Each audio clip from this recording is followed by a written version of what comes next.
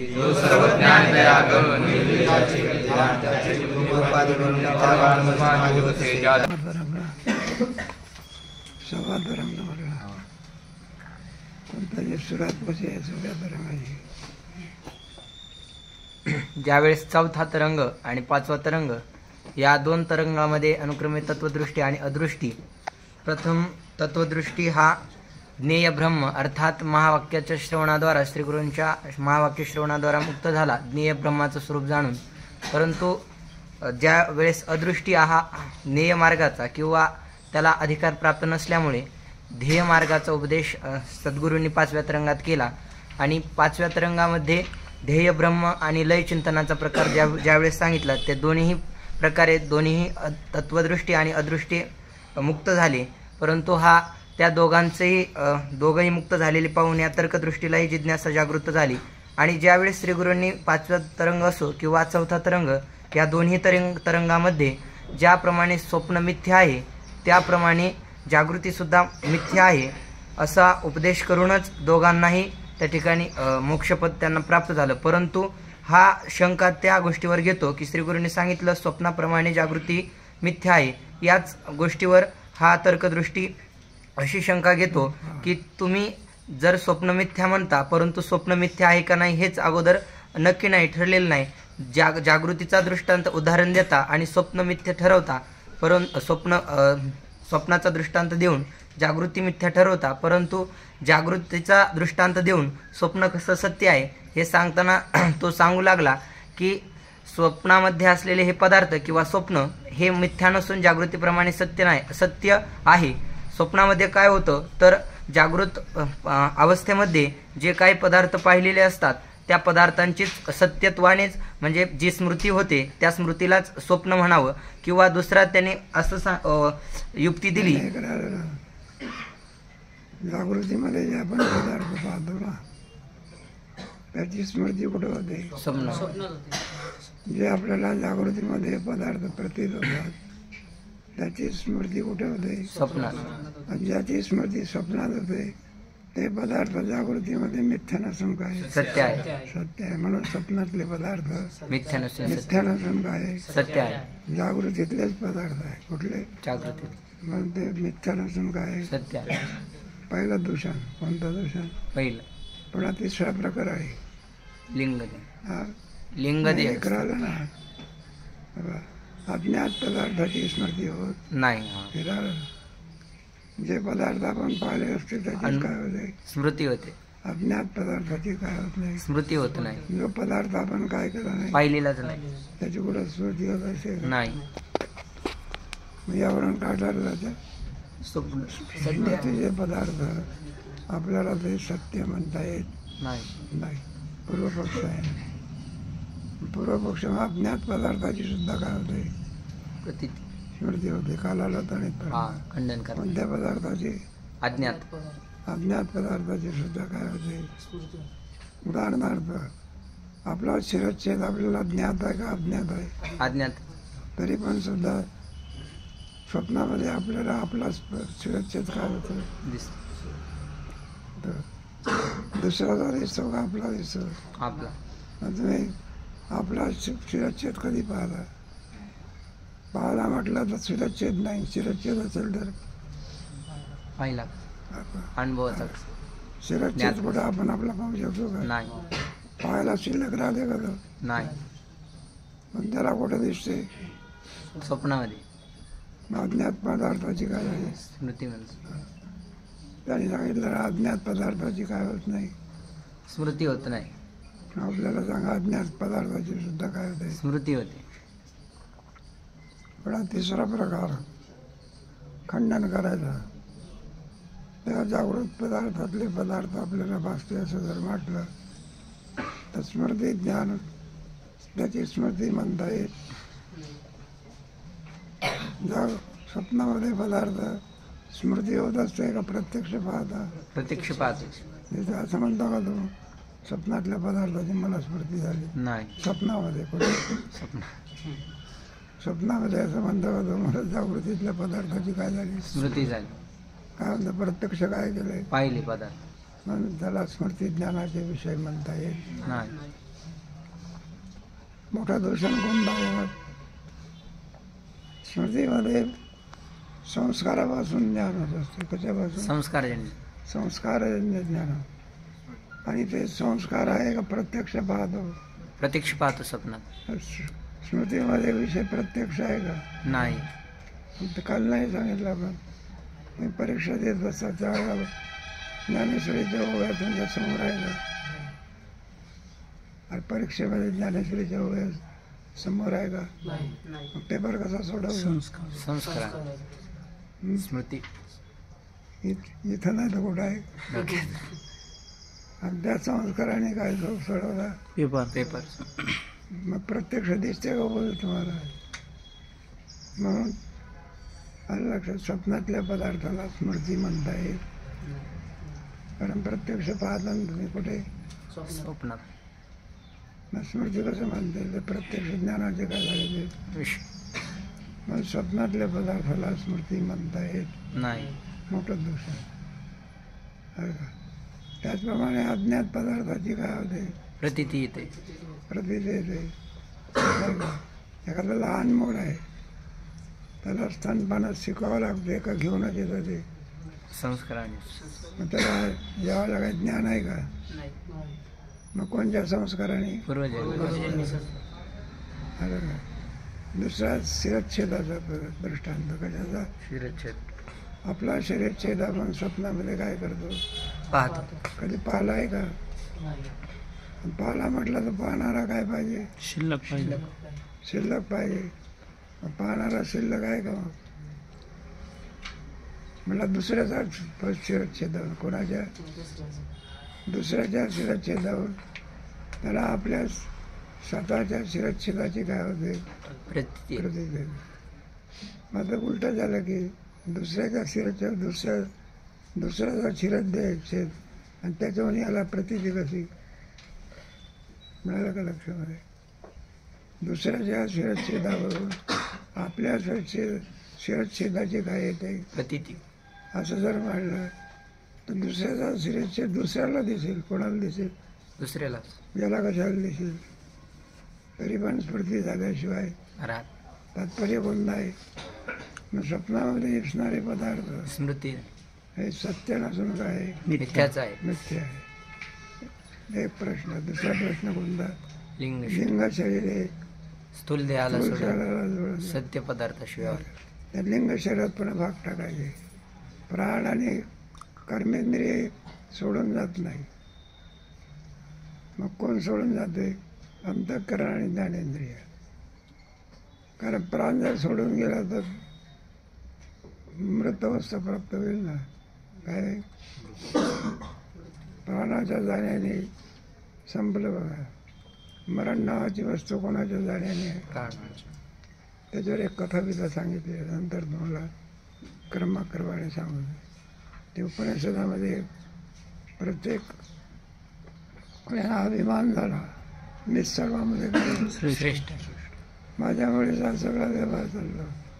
शेवटी असा न्याय कोणाकडे गेला? काय? देवाकडे गेला. प्रत्येक जण म्हणायला लागला आमच्यामुळे. म्हटलं हे शरीर चाललंय. कोणाच्यामुळे? ब्रह्मदेवाने काय निर्णय दिला? म्हटलं याच्या जाण्याने शरीर मृत होते. तोच शरीराचा न्याय मुख्य. डोळे गेले तरी माणसाचा व्यवहार. आंधळ्या माणसाचा सुद्धा काय होतो? व्यवहार होतो. उलट चांगला होतो. बहिऱ्या माणसाचा सुद्धा काय होतो? व्यवहार. हे प्रत्यक्ष पाहायला मिळते ना. कोणीतरी एकाग्रताने आपल्या कंडक्टरने यात्रेकरूला शिव्या दिले बघा. त्यांनी काहीच प्रतिकार केला नाही. काय केला नाही? नवे नवे त्या शिव्या दिल्या. लोक म्हणायला लागले, म्हणले हा काही चित्तप्रज्ञ आहे का? इतक्या शिव्या देऊन सुद्धा प्रतिकार करीत.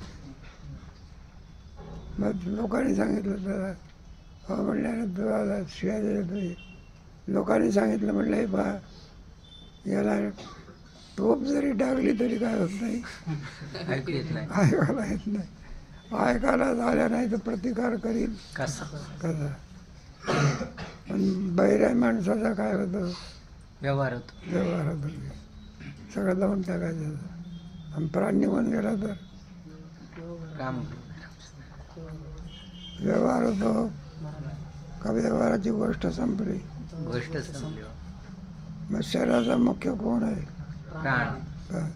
आणि तो जर गेला तर व्यवहार होईल कसा कसा.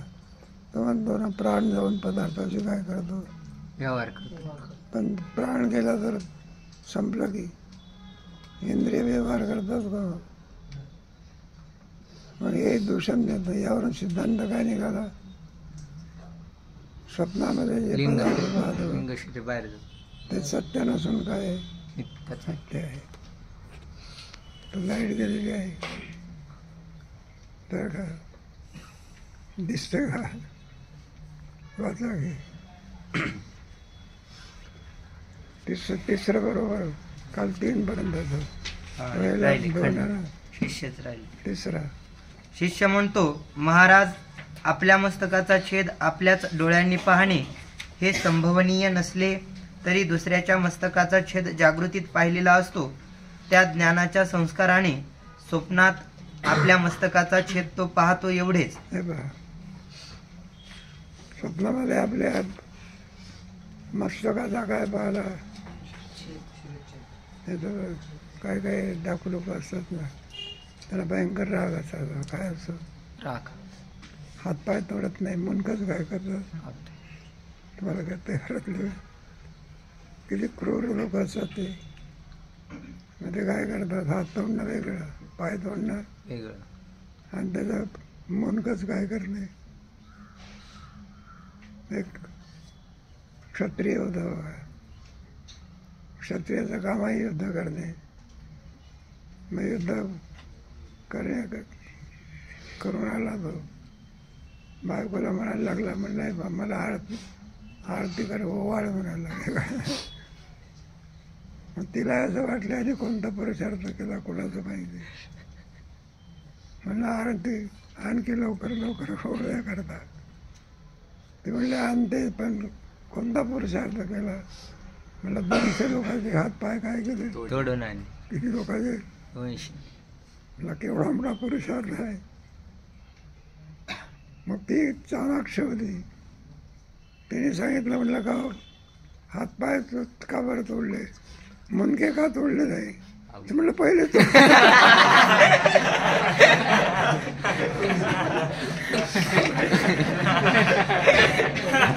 याच्यात काय पुरुषार्थ आहे, मुळीच अर्थ ठरला नाही.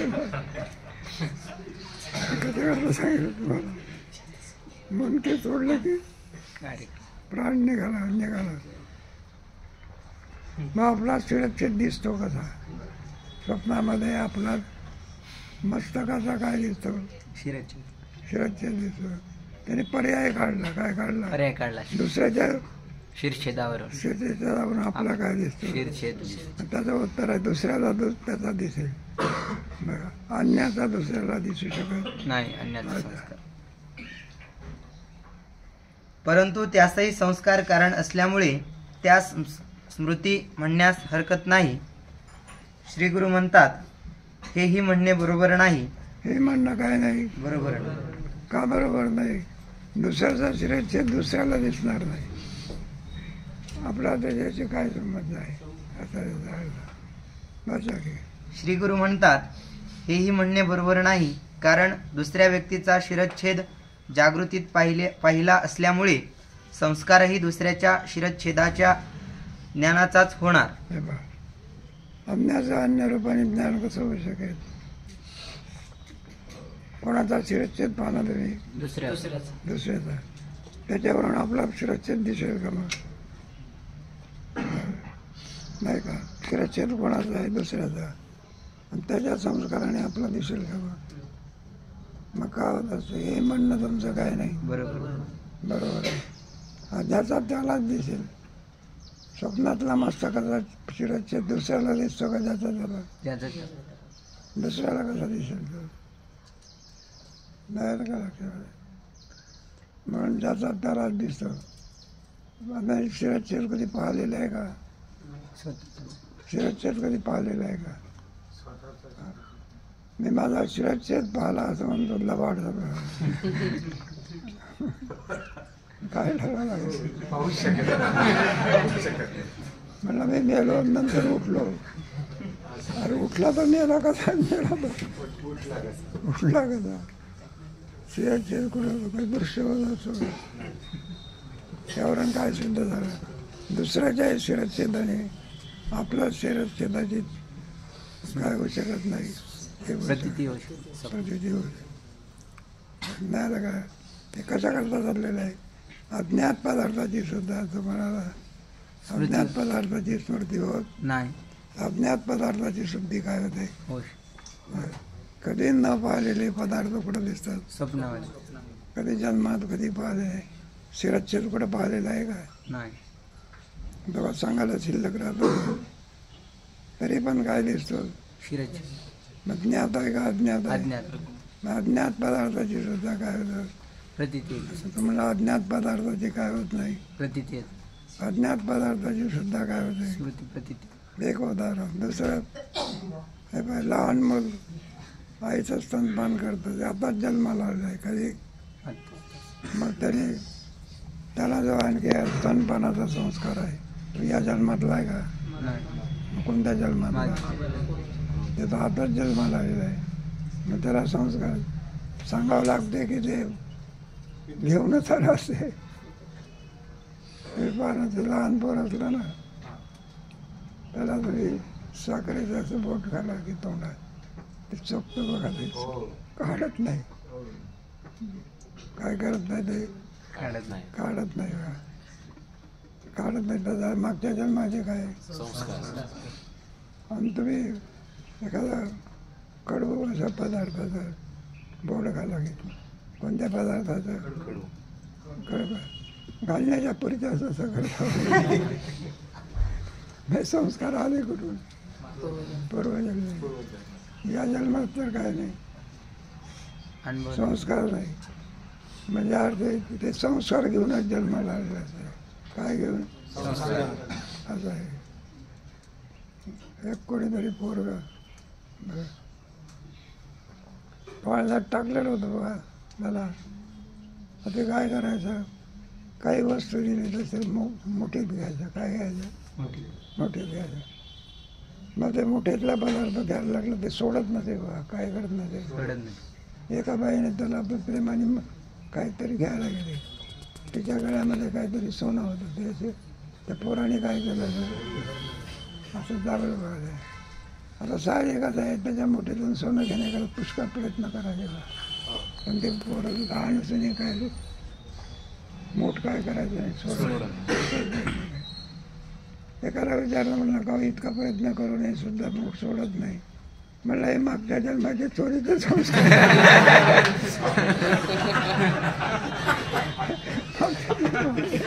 काय केलं असलं पाहिजे? चोरलं असं कधी म्हणतो काय काय तर पुढे दांडक्याने जरी हल्लं तरी मी चोरी केली सगळ्या अट्टल चोर कोणता? आणि जो मी चोरी केली म्हणतो तो सामान्य चोर.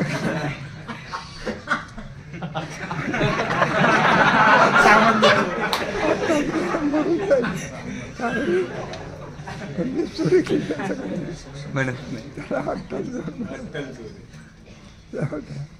दृष्टांत होता. त्या संस्कारापासून स्वशिरच्छेदाची स्मृती कशी होईल? दुसऱ्याच्या शिरच्छेदापासून आपल्या शिरच्छेदाची स्मृती कशी होऊ शकते? ज्याची स्मृती संस्कार त्याची स्मृती दुसऱ्याच्या संस्काराने आपल्याला स्मृती कशी होईल? हे सर्व कशा करता चाललेलं आहे. स्वप्नामध्ये जे पदार्थ पाहतो आलं का हे जागृतीतले प्रतीत होणारे पदार्थ नसतात. हे चाललं आहे म्हटलं जागृतीतल्या पदार्थाची काय होते? स्मृती होते. स्मृती होते. ज्याची स्मृती होते ते पदार्थ जागृतीमध्ये काय सत्य आहे. मग स्वप्नस्थ पदार्थ मिथ्या नसून काय सत्य आहे. खंडन झालेलं आहे.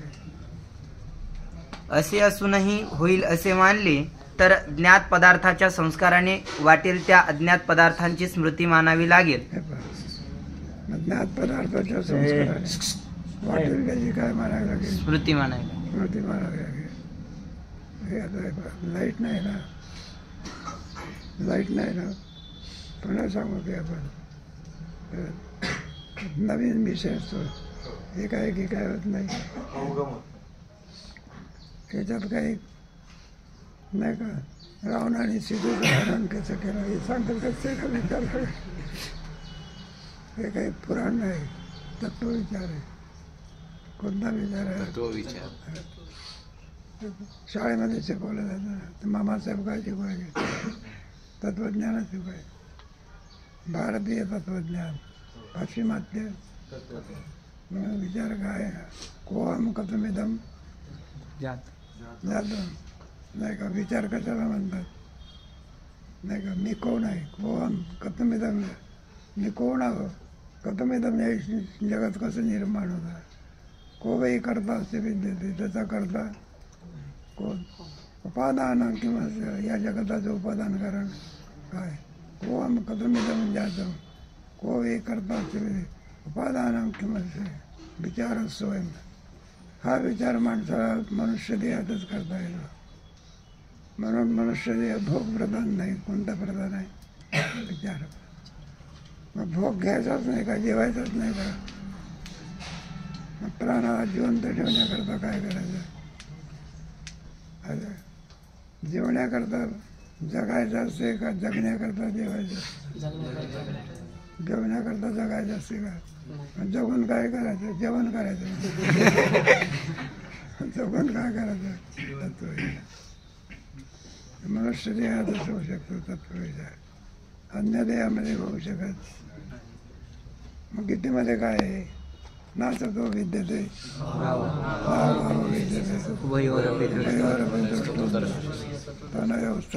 दर्शिभी विचारता निरसलेन प्रपंच तत्वता तत्व.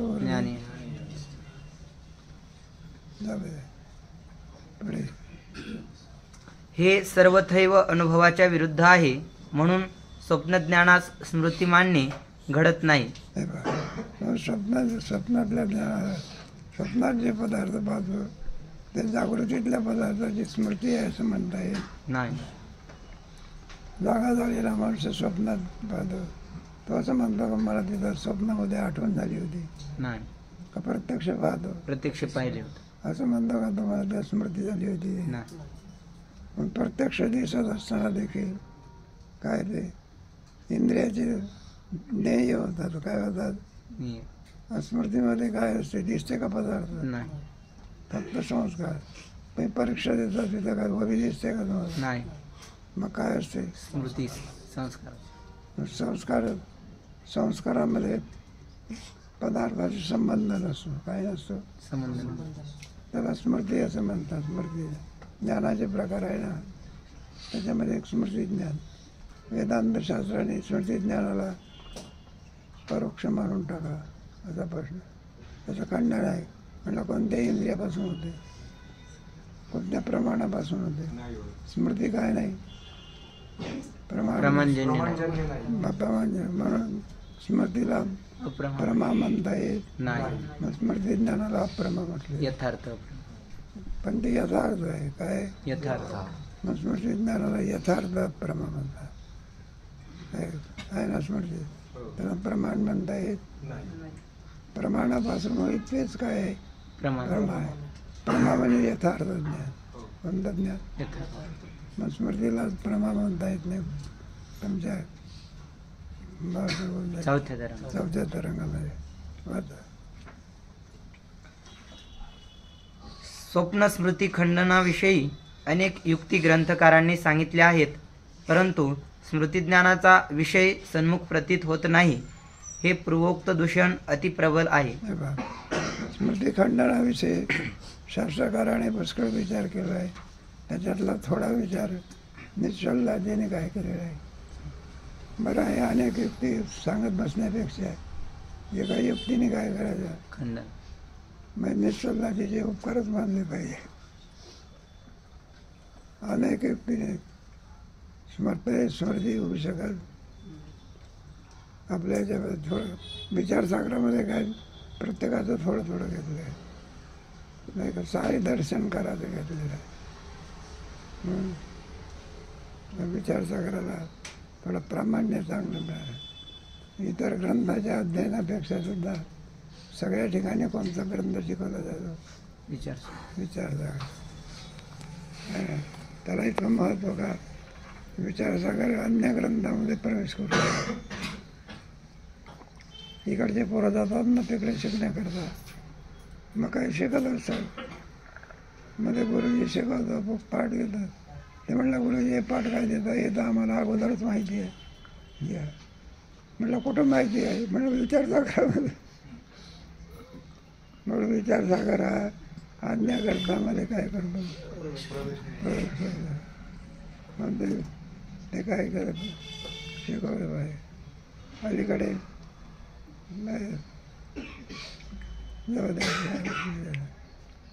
स्मृती ज्ञानाचा विषय सन्मुख प्रतीत.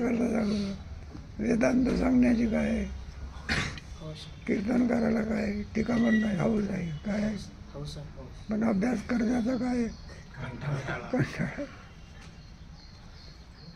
असं आहे. अभ्यासच नाही केला तर काय सांगणार? म्हणलं संस्थेचे उपकार आहे. कोणते? संस्कृताचे 12 पाठ काय करायचे शिकवायचे, आणि विचारसागर पंचदशी ग्रंथ काय करायचा शिकवायचा.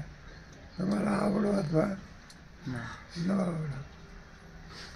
स्मृती ज्ञानाचा विषय सन्मुख प्रतीत होत नाही हे पूर्वोक्त दूषण अतिप्रबल आहे. स्मृती ज्ञानामध्ये प्रत्यक्ष विषय नसतात. हे दूषण कसं आहे? प्रबल.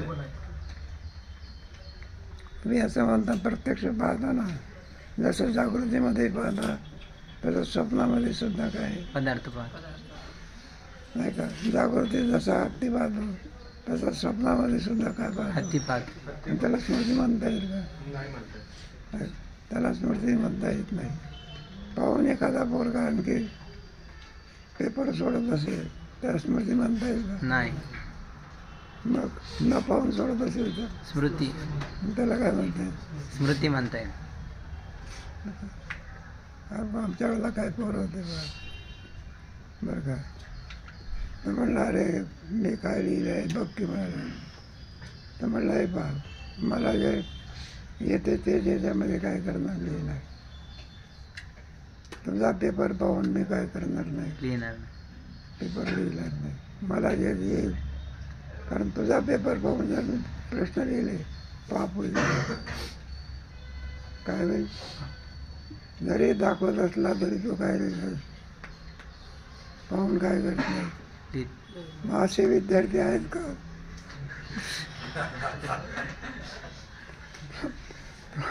हे आम्ही पाहता आमच्या शाळेमध्ये शिकत असताना नाही. जरी आणखी कॉपी त्याला दिसत असली तरी तो म्हणला काय करणार नाही. जितके मार्क मिळतील तेवढे मिळते. जाऊ दे. सहज आता म्हणतो आहे प्रामाणिक असतात ना. तुमच्या क्लासमध्ये सगळा अप्रामाणिक आहे, प्रामाणिक आहे. सगळं आहे ना, आनंदाची गोष्ट आहे. हे दुसऱ्या क्लासमधल्या गोष्ट विद्यार्थ्याची गोष्ट सांगितली.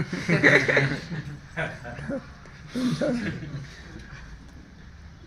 ते पोरं असतात ना, टीका म्हणून नाही. बरोबर काय करता करता चिठ्ठीवर त्याची गोळी पूर्ण करायचं लिहिलं असते ना. मग ते काय करतात ते आपले एका लहान कागदावर काय करतात ते ओव्या लिहितात. आणि मग काय करायचं, जसं असं असं करायचं. आणि बरोबर तो जिथं बसला असं तिथं काय करायचं, ते चिठ्ठी टाकायची. चिठ्ठीवर आपलं काय करतो पाहून लिहितो. जाऊ द्या. कसं करता सांगितलं. परीक्षा जी आहे ना, परीक्षेचा हेतू कोणता आहे? अभ्यास काय अभ्यासाची आवड पाठ व्हावा. परीक्षेच्या निमित्ताने आणि काय होत असते अभ्यास. मग आता हे विद्यार्थी परीक्षा देतात, ज्ञानेश्वरी पाठवले, गाथा पाठवले. मग त्यांना कळून चुकलं ज्या अर्थी आपल्याला पहिला भाग पाठ होतो त्या अर्थी दुसराही भाग पाहिला झाल्याशिवाय एकाला काय होते. आणि एकदा ज्ञानेश्वरी पाठ झाली म्हणजे जन्माचं काय होते, सार्थक होते. ज्ञानेश्वरी पाठ म्हणजे ते सामान्य आहे का? त्या मेहनतीचं फळ त्याला मिळाल्याशिवाय राहत नाही. म्हणून आपल्या संस्थेने फार चांगलं केलं आहे. गाथा ज्ञानेश्वरी पाठा करता ठेवते काय करायला. म्हणजे वाङ्मय काय राहील, कागदावरचं वाङ्मय कधी नष्ट होईल काही सांगता येत, पण डोक्यातलं वाङ्मय कोणी नष्ट करू शकत नाही. ते टिळकाची गोष्ट चांगलं. त्यांना मंडळाच्या तुरुंगामध्ये कारावास झाला होता. मग कारावास झाला म्हणजे मंडळ याच्यातून बाहेर कुठं पडता येते. कारावास म्हटल्यानंतर तिथे टिळकाला सरकारच्या विरुद्ध राजद्रोही ठरवलं होतं. काय ठरवलं होतं? देशद्रोही. मग आता ते वेळ कसा घालवायचा टिळकाला. मग तिथे त्यांनी कर्मयोग ग्रह नावाचा काय दिला. गीते. काही गीता नाही, काही जवळ काही नाही. ते कोणता ग्रंथ लिहिला? कर्मयोग. कर्मयोग नाही का, नुसतं कागद आणि पेन एवढंच होतं. पुढे लोकांनी म्हणले मी कर्मयोग नावाचा ग्रंथ लिहिला, सरकारने याला जप्त करून टाकला तर नाही का, तुमचं प्रकाशन होऊ दिलं नाही, जाळून टाकलं तरी का. ते म्हणले का कागदावर जाळलं. कुठे? इथले जाळू शकले. पुन्हा काय करीत. मग ते बुद्धिमान होते बरं का. सगळ्या बाबतीत खगोलशास्त्रात बुद्धिमान. वकिलीमध्ये तर काही प्रश्न नाही. मग अजूनही कीर्ती टिळकाची काय कायम जशीच्या शांतारामपुरी फार सांगायची आहे. असामान्य बुद्धी होती. कोणती? जोग महाराजांवर त्यावेळेला खटला कोणी सोडवला?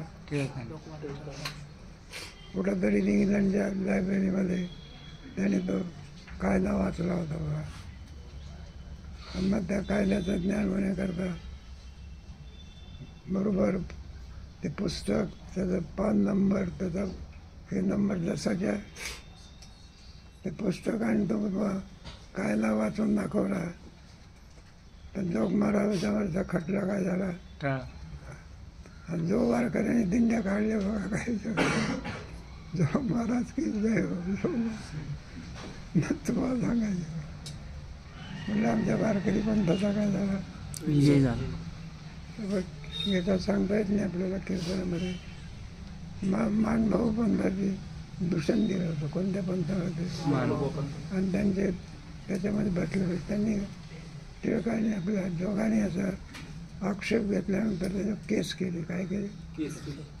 अजूनही सुद्धा आहे ना नाही का. कोणता तरी कायदा आहे म्हणतात ना, त्या कायद्यानुसार कारावास भोगावा लागतो. त्याला असं आहे हरिजन सुद्धा म्हणता येत नाही. काय म्हणता येत नाही असं आहे सगळं. मग कीर्तनकाराने सुद्धा कीर्तन कसं केलं पाहिजे सांभाळून सगळं आहे. नाही तर खंडन करत बसलो भलतंच व्हायचं. जाऊ दे आपला विषय अंतर नको. हे कशा करता आपलं हे स्मृती सांगितलं तुम्हाला. स्मृती करता सांगितलं. मग टिळकाने सगळं जे लिहिलं बरं पाहून लिहिलं का टिळक स्मृती त्याला स्मृती ज्ञान. पण विषयाशी संबंध असेल तर प्रत्यक्ष. विषयाचे संबंध नसताना स्मृती प्रत्यक्ष आहे का नाही. प्रत्यक्ष कशाला म्हणतात? विषय अधिक वृत्तीचा एक वृत्ती याचा संबंध होऊन जे ज्ञान होते त्याला काय म्हणतात? प्रत्यक्ष ज्ञान. वृत्तीचा संबंध नसेल तर प्रत्यक्ष होत नाही. प्रत्यक्षाकरता गोष्टी वृत्ती काय करते? अज्ञानाच्या आवरणाचा काय करते? आणि मग आपल्याला काय होतं? ज्ञान होतं. ते वृत्ती प्रभाकर ग्रंथ आहे संबंधार्थ वृत्ती बरं का. काय तुमच्या आवरण भंग अर्थ वृत्ती वृत्तीचा संबंध आल्याशिवाय ज्ञान होत नाही. बरोबर. तिचा संबंध आला पण आवरणाचा काय झाला पाहिजे भंग. चिद पदार्थ बुद्धी, कारण त्याच्यामध्ये असलेला हा भास असतो तो चिद्रूप आहे. आणि तो आम्हाला पदार्थाचं काय करून देतो, जडाचं ज्ञान करून देऊ शकत नाही. त्याच्यामध्ये असलेला जो आभास आहे तो चेतन पंचदशीच्या 8व्या प्रकरणाला त्याच्यामध्ये कुटस्थचित म्हणतात त्याला. म्हणून कोणत्याही पदार्थाचं ज्ञान होण्याकरता तितकी काय आवश्यक आहे. जाऊ द्या पुढे गावचा. स्वप्नामध्ये तर हस्त्यादी सन्मुख प्रतीत होतात, म्हणून स्वप्नस्थ पदार्थांच्या ज्ञानास स्मृती म्हणणे अत्यंत निरुक्तिक आहे. निरुक्तिक आहे. मग पूर्वपक्ष काय म्हणतो, ज्याची स्मृती होते ते पदार्थ काय आहे, सत्य आहे, आपलं खंडन आहे. प्रत्यक्ष प्रतीत होतात. काय होतात, प्रत्यक्ष. म्हणून त्यांना स्मृती म्हणता येत नाही, कारण खंडन केलेलं आहे ना त्याचं. नाही का, स्मृतीमध्ये प्रत्यक्ष दिसतात का, नाही.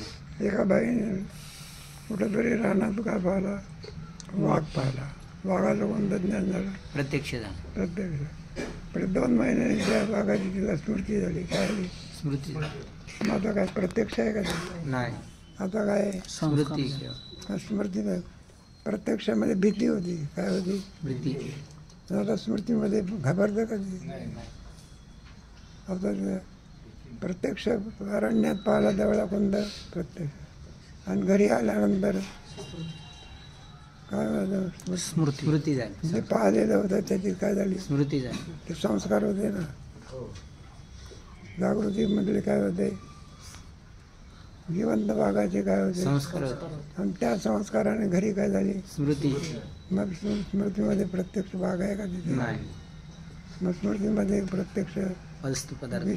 विषयाचा संबंध नसतो. विषयाचा संबंध नसताना ते ज्ञान होत असते, त्याला स्मृती म्हणायचं.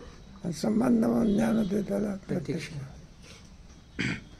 आता लिंग शरीर बाहेर जाऊन सत्यगिरी समुद्राधिक पाहते या शंकेचे समाधान सांगतो ते असे. एक प्रश्न सोडला. कोणता प्रश्न सोडला, दोन प्रश्नाने स्वप्नस्थ पदार्थ मिथ्या नसून काय सत्य आहे. पहिला प्रश्न कोणता, स्वप्नामध्ये जे पदार्थ प्रतीत होतात, जागृती. ज्या जागृतीमध्ये ज्या पदार्थाची प्रतीती असते तेच पदार्थ स्वप्नामध्ये काय होतात, स्मृती. मग स्वप्नातले पदार्थ मिथ्या नसून काय सत्य आहे. एक. दुसरा लिंग शरीर स्थूल शरीराला सोडून अन्य पदार्थाची काय करते, व्यवहार.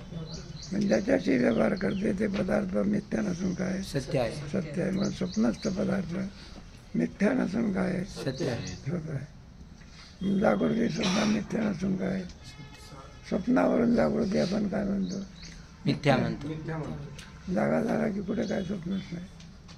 पण आता काय स्वप्नच मुळामध्ये मिथ्या नसून काय सत्य आहे. जागृती सुद्धा मिथ्या नसून काय सत्यच आहे. पूर्वपक्ष. पुढे जर स्थूल शरीर सोडून लिंग शरीर बाहेर जाऊन सत्य समुद्राधिक पाहते असे म्हणावे, तर लिंग शरीर बाहेर निघण्याने जसे मरणकाली शरीर भयंकर प्रतीत होते, तसे स्वप्नकाली लिंग शरीर बाहेर गेल्यामुळे स्थूल शरीर अमंगल प्राणरहित मृत समान झाले पाहिजे. लिंग शरीर असे आपल्या लिंग शरीर आणि स्थूल शरीर दिसतंय कोणतं शरीर आहे, स्थूल शरीर. मराच्या वेळेला सोडून जाते त्याला कोणतं लिंग शरीर, शरीर. सूक्ष्म आणि याला दोघाला कारण कारण. सुषुप्तीमध्ये कोणतं शरीर, कारण. कारण शरीर. म्हणजे नाही का हे आपलं ज्ञान वगैरे आधी करून त्याला कोणतं शरीर म्हणलं, लिंग शरीर. बरं. आणि जे डोळ्याला दिसते कोणतं शरीर, स्थूल. स्थूल शरीर. मग काय होते, 3 शरीर आहे ना, स्थूल सूक्ष्म आणि कारण. कारण. 3 शरीर आहे ना. आता कोणतं शरीर सोडून जाते, स्थूल सूक्ष्म शरीर. सूक्ष्म का म्हणतात त्याला, तिथे आहे पण काय होत नाही, ते अगोचर. दिसत नाही. एखाद्या याच्यामध्ये बीज असते, तर बीज दिसते का नाही म्हणत अंकुर फुटला सूक्ष्मत्वात अविज्ञेय गीतेमध्ये का ज्ञेयाचा विचार करते वेळी नाही का अविभक्तम विभक्तेषु विभक्तम अपस्थित सूक्ष्मात विज्ञेयम ज्ञान देखील ज्ञेयाचा विचार केला सर्वत्र पाणीपादंत सर्वतो शिशिरोमुखम सर्वत्र श्रुतिमल्लोके श्रीमान सर्वेंद्रिय गुणावासम सर्वेंद्रिय विपरीत असक्तम सौप्रउच्छैव निर्गुणम बहिरंतस्य भूतानाम चरम चरम सूक्ष्मत्वात अविज्ञेय ब्रह्म कुठं दिसते का नाही का एखाद्या फळातलं बीज दिसत असते का नाही म्हणायचं का नाही मेला तर अंकुर फुटला हे बा अंकुर फुटला नाही बा भाजलेला शेंगदाणा पेरला कुठला भाजला त्याला अंकुर फुटते का आणि ज्याला भाजला नाही तर शेंगदाणा पेरला तर अंकुर फुटतो काय मग भाजलेला का अंकुर फुटत नाही त्याच्यातलं सूक्ष्म जोडून काय केलं सूक्ष्म मग त्याला काय फुटत नाही अंकुर मग भाजलेल्या शेंगदाणे खाण्याचे उपयोग आहे पेरण्याचे उपयोग सूक्ष्म काय केलं पाहिजे मानव मग लिंगशरी सोडून दिसत असते का ते अजून विज्ञान सुद्धा एवढं गेलं नाही प्राण कसा निघून जातो अजून विज्ञानाला काय झालं नाही पुष्कळ प्रयत्न केला एखाद्या माणसाला कसा निघतो तो असं म्हणतात सांगता ऐकून येतं असं एक चौकट तयार केली काचेची कशाची आणि एक मनुष्य असं थोड्या वेळाने काय होणार मरणार मग त्याला काचेच्या पेटीत काय केला बंद केला बरं काचेची पेटी बंद केली थोड्या वेळाने काय झाला तो मग लोकांना प्रश्न पडला थोड्या वेळाने याचं लिंग शरीर गेलं कसं नाही का बरं काचेला तर छिद्र नव्हतं मग लिंग शरीर गेलं मग त्याचं घुटमळून राहिलं काय अजूनही सुद्धा विज्ञान काय पडते कमी पडते कसा प्राण गेला अजून MD किती डॉक्टर पदव्या मिळवलेल्या असं तरी त्याला अजून लिंग शरीर सोडून कसं जाते याचा अजूनही वाप झालेला नाही वास्तविक विज्ञान पुढे गेलं नाही का एक हार्ट काढून दुसरा हार्ट काय करतात एक किडनी काढून दुसरी किडनी काय करतात बसवतात पण अजूनही प्राण गेल्यानंतर प्राण आणण्याची क्रिया विज्ञानाच्या स्वाधीन जवळ गेला तो गेला तुमचा नाही का राष्ट्रपती अटॅक आला की काय नाव आहे APJ अब्दुल कलाम शास्त्रज्ञ होता जागतिक याच्यातला काय पण ते काय नाही व्याख्यान द्यायचं देताच काय आला आणि जो गेला तो पुन्हा त्याचं काही कमी होतं का डॉक्टर का म्हणून सूक्ष्म शरीर काय केलं पाहिजे मानलंच पाहिजे आणि ते सूक्ष्म शरीर त्याला लिंग शरीर म्हणतात लिंग शरीर का म्हणा लिंगमय या देहातून त्या देहातून त्याला गीतेच्या बाहेर क्षरपुरुष म्हणायचं काय म्हणायचं द्वामिमाव पुरुष लोके शरद सर्व भूतानी कुटस्थो क्षर तात्पर्य लिंग शरीर शरीराला सोडून गेलं तर शरीरात काही लोक त्याला फुकट बिकट दिला तरी काय करणार लगेच विकृती होते 5 उपप्राण म्हणतात म्हणजे तो एक बाई त्याला फुगवण्याचं काय करतो जास्त दिवस राहिले तर ते काय होतं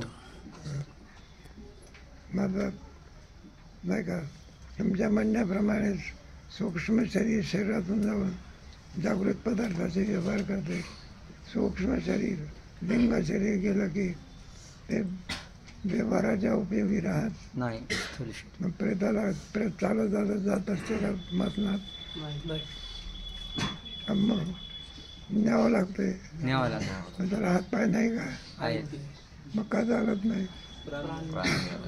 प्राण्याने काय केलं सूक्ष्म शरीर ज्ञानेश्वर महाराजांची गोष्ट वेगळी आपल्या तरी त्यांचं कधी लावलं. ज्ञानेश्वर महाराजांना नाही का म्हणलं कोण चालला हे घेऊन? म्हणजे सच्चिदानंद बाबा आहे. ज्ञानेश्वर महाराज म्हणायला लागले सच्चिदानंद बाबा आहे तर मरतो, असं सद्रूप आहे तर मरतो. मग लगेच हे म्हणलं उठके उठून उठला. मग हे कुणाचं सामर्थ्य आहे? संत मेला माणूस जिथं उठं वेळ कळते. साधा नाही. मग ज्ञानेश्वरीचं लेखक केलं. सच्चिदानंद बाबा आदर आहे ज्ञानेश्वर महाराजांचा. त्यांची शक्ती कशी आहे? आघात आहे. बोलल्या चालवली ढकलत बसले का? नुसती आज्ञा केली. काय केली? आज्ञा होता बरोबर. जमीन घासत गेली का? नाही. कधी गेली? हवेत आकाश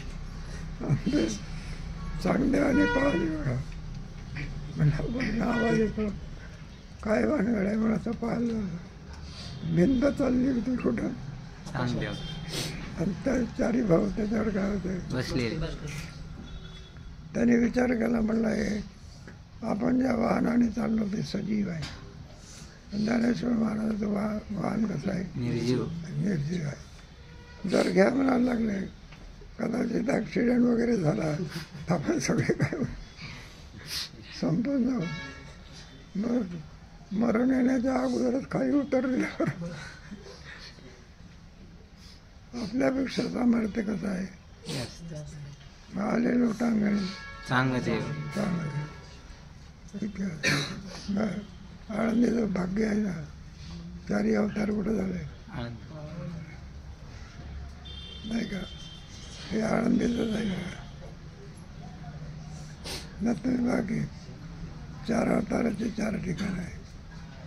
पण आळंदीला ब्रह्मा विष्णू महेश आदिशक्ती एकाच आईच्या मोठी पण तिथे आळंदी क्षेत्र काही वर्णनाच्या पलीकडे आहे. जाऊ दे.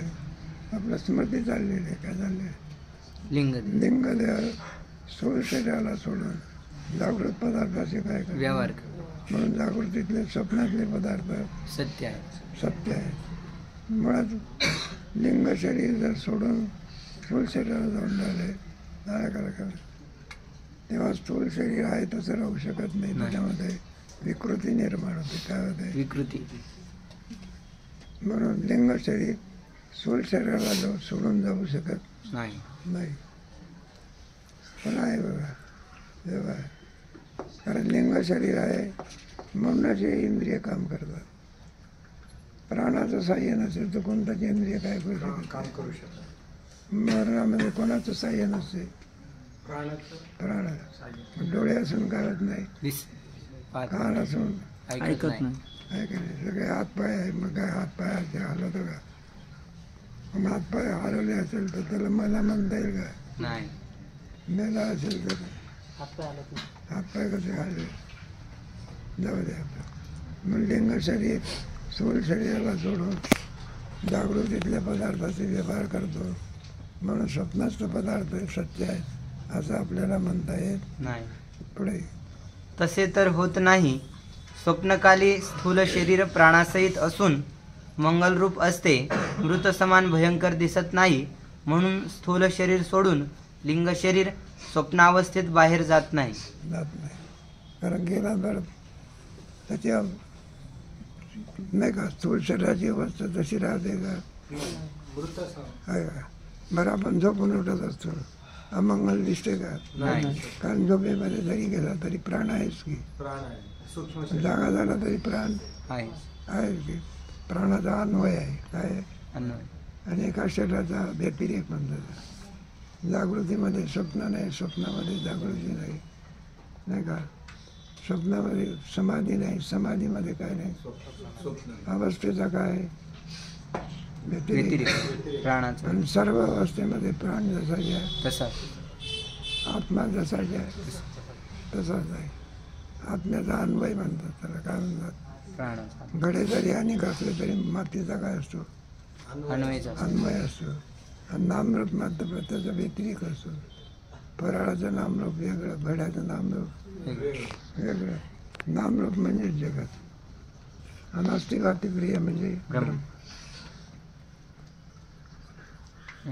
संपलं का?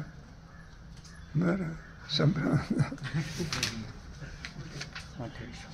मग लाईने गेलेली आहे. राहिलेला विषय काही सांगू.